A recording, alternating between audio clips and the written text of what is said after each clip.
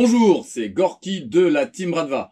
On se retrouve aujourd'hui pour parler du premier épisode des tenues d'inspiration russe, mais c'est juste après ça.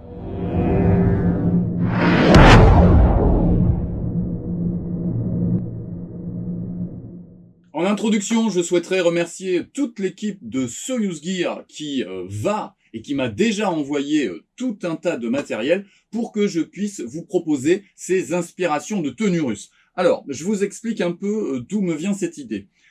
J'ai quand même pas mal de messages de followers qui décident de se mettre au Russo et qui ne savent pas quoi s'acheter, qui savent pas comment organiser et mettre en place des tenues avec une forme de cohérence qui dépasserait la simple esthétique que moi je revendique. Moi je considère qu'on peut croiser les époques, qu'on peut croiser les camos et qu'il n'y a pas de ouais mais non ça c'est pas RS parce que ça on peut pas le voir parce que ça c'était l'époque. Alors qu'en fait aujourd'hui on peut voir du smerch old gen porté sur du porte-plaque un petit peu plus récent. C'est un petit peu ça l'armée russe. Donc c'est très difficile de faire quelque chose de totalement discordant. Donc je me suis dit, pourquoi pas proposer, avec l'assistance de Soyuz Gear, eh bien, des tenues qui renvoient non pas à des tenues proposées par des Instagrammeurs, que je ne critique pas du tout, mais à des opérateurs. Donc, la charte, ça va être quoi? Mon engagement, c'est, je vous propose une photo d'opérateur, c'est-à-dire un soldat russe qui a évolué ou qui évolue aujourd'hui au sein d'une armée sur un terrain d'opération, d'accord?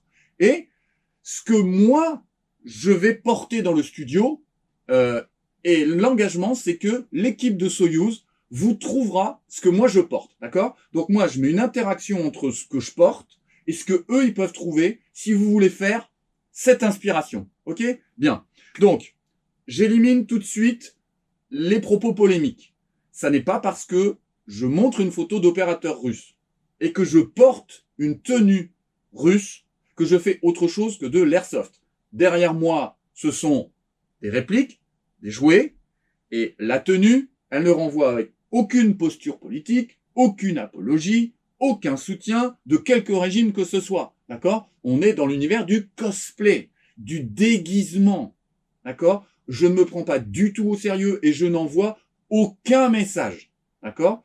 Ça ne sert à rien de me rentrer dedans en description, je ne répondrai même pas. Ok? Bien. Alors, je vais d'abord vous proposer la photo globale en plein écran. Attention, c'est la photo sur le terrain avec un gars qui l'a pris avec un téléphone. Donc oui, la qualité est pas terrible, mais bon, c'est un petit peu une démarche d'archive. Et en voix off, je vais vous expliquer un petit peu de quoi on parle, à quoi ça correspond, et la façon dont ensuite je vais me mettre en tenue pour vous présenter le matériel que peut vous proposer Soyuz Gear. Allez, je vous mets la photo. Donc là, ce qui m'intéresse, ça n'est pas la personne qui est au premier plan, sur votre droite, mais la personne qui est au fond, à gauche. Là, on est sur soit la 8e armée combinée de la garde, soit le premier corps d'armée de Donetsk, on va dire la première brigade de fusiliers motorisés, ou le 11e régiment de fusiliers motorisés de la garde de Vostok. Au moment où ça se passe, on est a priori au moment de la bataille de Mariupol en 2022. Bien.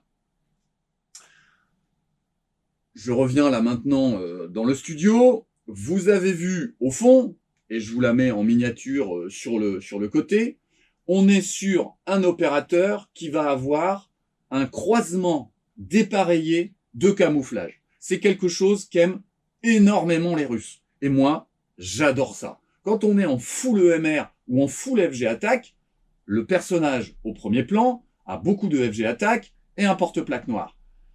Moi, je préfère les croisements de camo. Vous voyez, là, il a mis une tenue en multicam, il a des gants OD, des chaussures marron, et il va avoir un porte-plaque et un casque en EMR. Moi, c'est tout de suite quelque chose qui me plaît énormément. J'enfile une tenue approchant et on en parle tout de suite. Alors voilà à quoi ressemble la tenue une fois enfilée.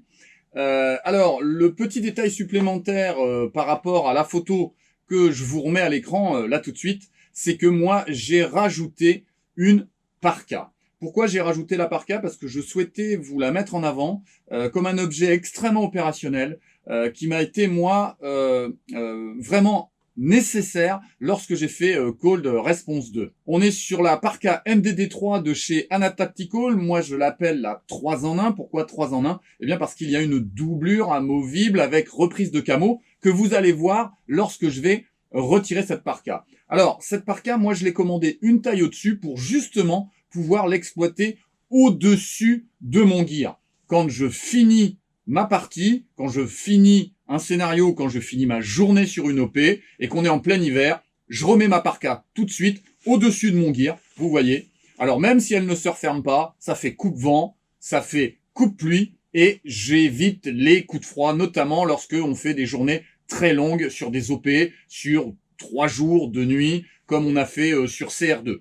Bien, alors, pour coller un petit peu plus à la photo, je vais retirer ma parka, mais avant, je vous montre ma magnifique AK-74 EL avec son lance-grenade, qui est probablement le type d'armement que l'on voit sur la photo de l'opérateur. Au passage, petite histoire, cette AK-EL, eh bien, c'est ma première réplique d'Airsoft, ma première réplique de chez EL aussi, et 10 ans après, évidemment, je ne l'ai pas vendue, je l'ai énormément jouée, elle est toujours absolument fonctionnelle, parfaitement patinée, je l'adore, voilà, ma première réplique russe. Pour ceux qui se demandaient peut-être par quel type de réplique d'armement j'étais entré en russophilie, AK-74, garniture bois, ancienne génération, hein, j'ai pas retouché le bois, à cette époque-là, ils savaient faire autre chose que du petit cheval plastique Playmobil.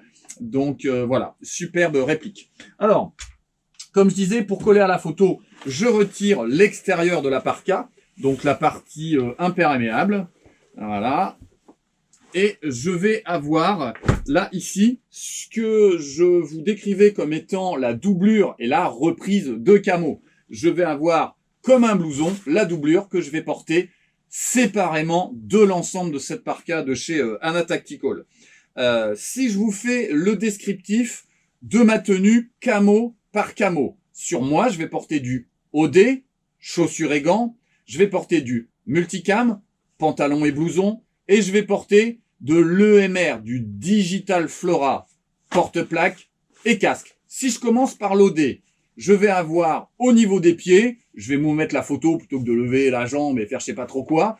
Je vous mets la photo, on est sur les Lowa GTX Zephyr en tige haute. Ce que je recommande, il y a une tige moyenne qui est plutôt pas mal. Tant qu'à faire, avoir des chaussures excellentes pour l'hiver en Gore-Tex et imperméables, moi, c'est ma chaussure de référence. En plus, elles sont RS. On les retrouve dans la plupart des troupes d'élite, que ce soit russes, américaines ou dans d'autres corps d'armée. Donc n'hésitez pas, si vous voulez avoir des chaussures impeccables par tous les temps, vous pouvez investir dans ce type de chaussures. Oui, elles sont chères, mais il faut voir les choses par courbe d'amortissement. Quand vous avez une tenue qui dure 1 an et après vous l'achetez à la poubelle, si vous l'avez acheté 70 €, si vous achetez un pantalon et qui vous fait 10 ans, le pantalon, on en parlera tout à l'heure, moi ça fait 7 ans que je l'ai, il est largement amorti et il n'a pas fini de tourner en fait, hein.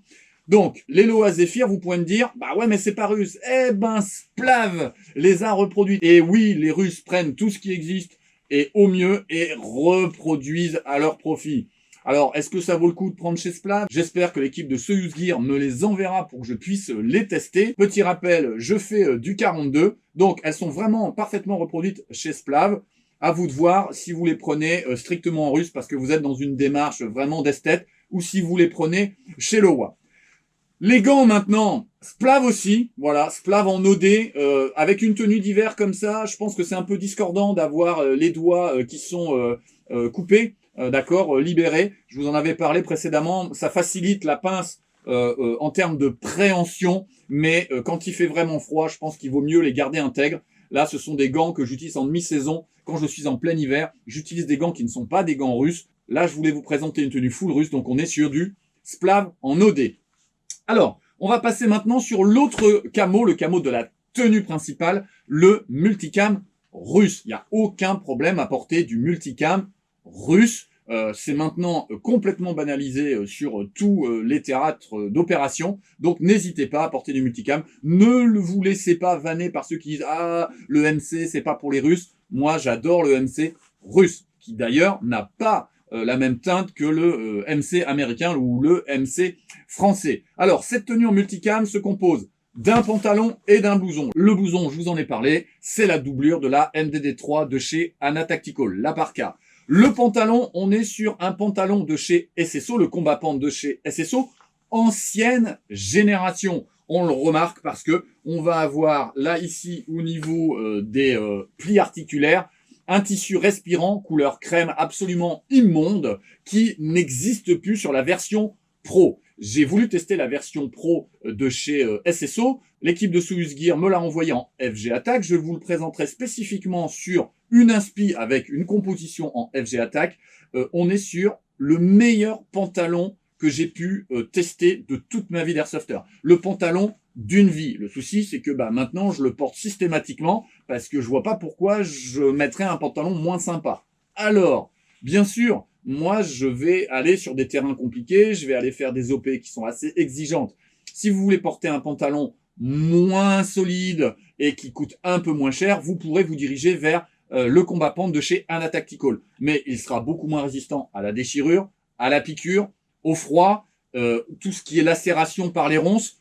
Voilà, moi, si j'avais un seul pantalon à vous recommander, et quel que soit son camo, la série Pro de chez SSO pour le combat pente. D'accord? Sur le haut, je n'ai pas souhaité vous recommander la combat shirt de chez SSO parce que dans l'état actuel des choses, pour moi, elle n'est pas au niveau, elle a perdu en qualité par rapport à l'old gen que moi je possède et que je vous présente pas parce qu'elle est introuvable. Donc il va falloir attendre la sortie de la gamme Pro pour qu'on ait du matériel de qualité. Là, aujourd'hui, je préfère vous recommander un blouson, pas de combat shirt. Moi, je fais pas de placement de produit, je suis pas commercial, je vais pas vous dire allez chercher un truc, allez acheter, et en fait, c'est pas qualitatif. Donc là, pour l'instant, les combats shirts, je vous en parle pas. J'attends la sortie de la nouvelle gamme Pro.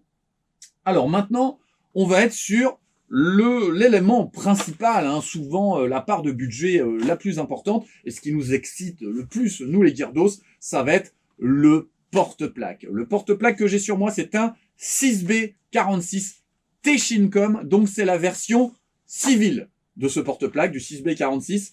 La version militaire est plus difficile à trouver. Bien sûr, vous verrez ça avec Soyuz Gear. Moi, c'est pas mon secteur de vous parler de prix ou de façon de vous fournir les choses. Vous voyez directement avec eux. Qu'est-ce que c'est que le 6B46? Eh bien, c'est une évolution dans le kit Ratnik, qui est bien sûr la réforme des armements en Russie. Une évolution qui a permis de passer du 6B45, qui était lourd, extrêmement protecteur. J'en ai un là par terre que je sors. Hop, je sors un petit peu de l'écran et que je vous montre. Voilà. Avec une jugulaire très importante, des protections balistiques qui sont énormes. Par contre, il est extrêmement lourd. On est sur un objet qui est vraiment extrêmement encombrant. Les corps d'armée et les différents opérateurs russes ont souhaité qu'il y ait une évolution. Alors au début, c'était pour les troupes de reconnaissance, les snipers, mais très vite, eh bien, ça s'est généralisé et on va avoir des troupes d'élite comme des troupes de base qui vont porter ce 6B46 qui s'inspire de la plateforme du JPC. Moi, ce que j'apprécie sur ce gilet, c'est, on va dire, la capacité d'emport. Là, je vais avoir 4 poches doubles qui me permettent d'emmener 8 chargeurs et je n'ai pas besoin de mettre une warbelt. Bien sûr, au niveau des volumes de poche, c'est à vous de voir avec l'équipe de Soyuz le type de camo que vous souhaitez, parce que vous pouvez aussi l'avoir en FG Attack, et le type de poche que vous voulez monter sur votre setup. Ce que j'apprécie aussi, c'est l'ouverture à moitié du plateau avant, qui vous permet d'ouvrir le porte-plaque en ne soulevant que 2 poches sur les 4. Les poches sont très lourdes, d'accord? Et donc, il y a eu une anticipation pour les opérateurs, en sachant que nous, on a des poches avec des chargeurs d'airsoft. Imaginez 8 chargeurs d'AK plein de munitions, c'est extrêmement lourd.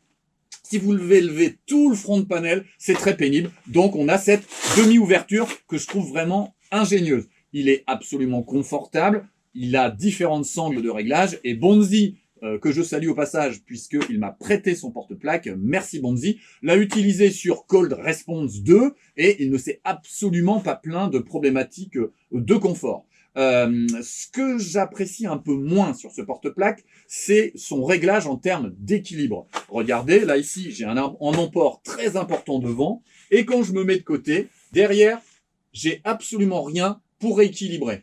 Donc, ce que je vous recommande, comme ce porte-plaque là devant moi, Voilà, les Guirdos vont le reconnaître. On est sur un porte-plaque de chez ARS Arma. Je ne vous dirai même pas le nom puisque je vous le présenterai.